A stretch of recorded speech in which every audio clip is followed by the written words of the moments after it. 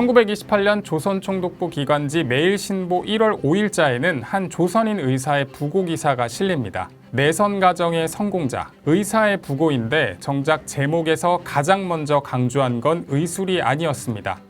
일본인 부인과 화목하게 살았다는 이 남자, 한국인 최초로 일본에서 정식 의사 자격을 얻은 인물이면서 한때 대한제국 황실을 진료한 의사이기도 했습니다. 그런데 이토 히로부미의 추도의 준비위원 명단에서도 그 이름이 발견됩니다. 도대체 안상호는 어떤 사람이었을까요?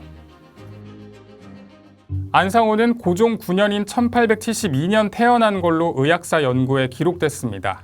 또 다른 기관에선 1874년 태생으로 적고 있어서 정확한 출생 연도에는 차이가 있습니다. 당시 조선은 그야말로 격동기였습니다. 그즈음 미국이 강화도를 공격한 신미양요가 발생했고 서양과의 통상을 거부한다는 척화비가 전국 곳곳에 세워졌습니다. 바깥 세계에 빗장을 잠그던 시대에 태어난 아이는 훗날 일본으로 건너가 서양 의학을 배우게 되는 겁니다. 안상호는 서울에서 하급관리의 아들로 태어났는데 어린 나이에 부모를 잃고 생활에도 어려움을 겪었습니다. 하지만 시대를 보는 눈만큼은 있었던 것 같습니다.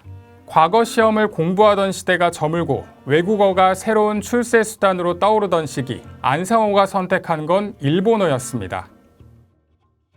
안상호는 1898년 관립 일어학교를 졸업했습니다.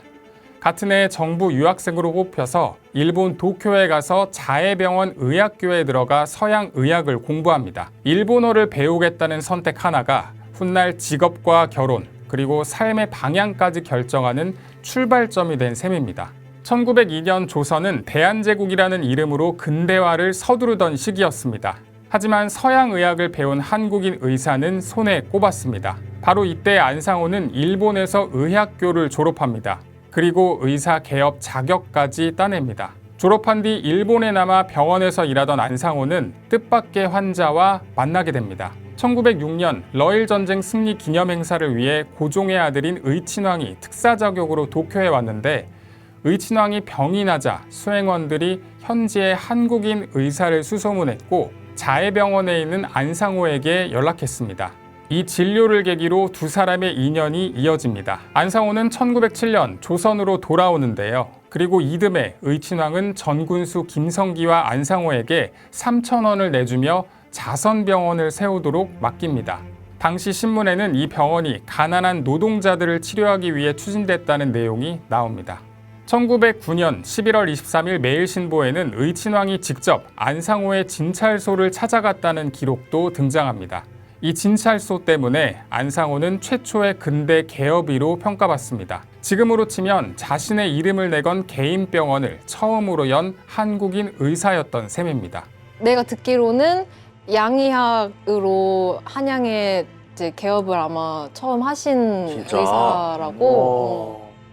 조선 의료계는 일본인 의사들이 주도하던 상황이었는데 1908년 한국인 의사들은 자신들의 모임인 의사연구회를 만듭니다. 이 모임의 부회장이 안상호였습니다. 여기까지만 보면 안상호는 새로운 의학을 들여오고 한국인 의사들의 자리를 넓히려 했던 인물처럼 보입니다. 그런데 불과 1년 뒤 일본이 조선을 강제 병합하기 1년 전 1909년 안중근 의사가 하얼빈에서 이토 히로부미를 사살합니다. 서울에서는 이 죽음을 애도하기 위한 대한국민 추도회가 추진됩니다. 준비위원은 100명, 그 명단을 따라 내려가다 보면 안상호라는 이름 석자가 나옵니다. 안상호가 직접 자원했는지 아니면 당시 유명 의사이자 황실 진료를 담당하던 인물이어서 선정돼 통보를 받은 것인지는 알 수 없습니다.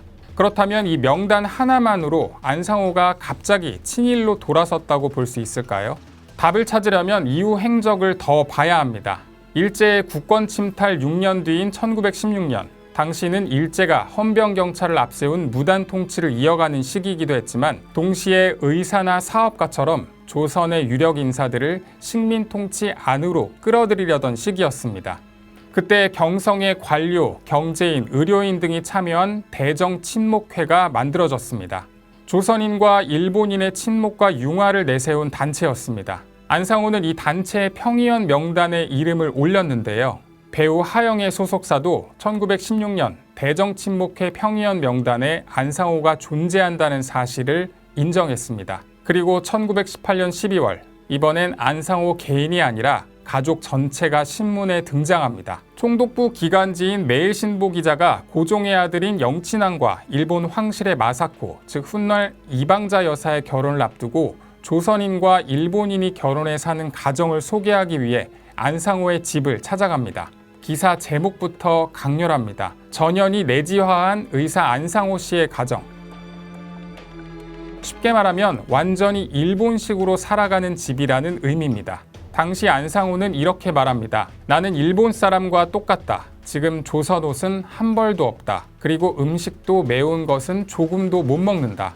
조선 사람과 상종하는 일이 없으니 불편할 일도 없다. 안상호는 일본 유학을 계기로 일본인 여성과 결혼해 5남매를 뒀습니다. 일본에서 공부한 조선인 의사, 일본인 아내, 일본식 생활을 하는 가족, 조선과 일본이 하나라는 모습을 선전하기에 이보다 눈에 띄는 사례도 없었을 겁니다. 그런데 안상호는 전혀 다른 이야기에서 거론됩니다. 1919년 1월 고종이 덕수궁 함령전에서 갑작스럽게 사망합니다. 윤치호는 자신의 일기에 염을 하는 자리에 있었던 이에게 들었다며 고종의 팔다리가 심하게 부어 바지를 찢어야 했고 이가 빠져 있었으며 목에서 100가지 검은 줄이 있었다고 기록했습니다. 고종이 독살됐다는 소문이 퍼졌고 그 소문 속에 안상호의 이름도 등장합니다. 고종의 딸 덕혜옹주의 일본 유학 시절 동창생의 증언 채록문엔 이런 내용도 나옵니다. 전이었던 안상호가 홍차에 비소를 넣어 궁녀를 통해 황제에게 드시게 했다. 이처럼 후대 기록엔 안상호가 독약을 제공했다는 등 죽음에 관여했다는 여러 형태의 이야기가 전해집니다. 하지만 안상호가 고종의 사망에 관련돼 있다는 증거는 확인되지 않았습니다. 관련 연구에서는 당시 안상호가 고종 곁에 항상 있던 주치의가 아니라 황실의 촉탁 의사이자 개업의였고 고종이 위급하다는 연락을 받고 급히 궁으로 들어간 거로 파악하고 있습니다. 그런 의혹을 겪고도 안상호와 조선 왕실의 인연은 계속됩니다. 1926년 고종의 아들이자 대한제국 마지막 황제인 순종의 건강이 급격히 나빠집니다. 순종실록 부록엔 안상호가 순종을 직접 진료했다는 기록이 여러 차례 나옵니다. 순종은 그로부터 2주 뒤인 1926년 4월 25일 숨을 거둡니다. 당시는 3.1운동 이후 일제가 문화 통치를 하던 시기였지만 순종의 죽음은 새로운 저항의 불씨가 됩니다. 순종의 장례일인 6월 10일 서울에서는 학생들을 중심으로 60만세 운동이 일어납니다. 약 1년 8개월 뒤 1927년 12월 31일 안상호는 세상을 떠났습니다. 그리고 닷새 뒤 매일신보가 그의 죽음을 크게 다뤘습니다. 다시 부고 제목을 보겠습니다. 근대의학의 선구자도 왕실 의사도 아닌 내선가정의 성공자. 나라가 사라지고 세상이 완전히 뒤바뀌던 시대, 조선이 대한제국을 거쳐 일본의 식민지가 되는 동안 근대 엘리트로 성공한 한 조선인 의사가 어떤 선택을 하며 살아갔는지를 봤습니다. 그리고 그의 선택 이후 의사의 길은 자신을 포함해 4대에 걸쳐 후손들에게도 이어졌습니다. 한방 이슈 김승환이었습니다.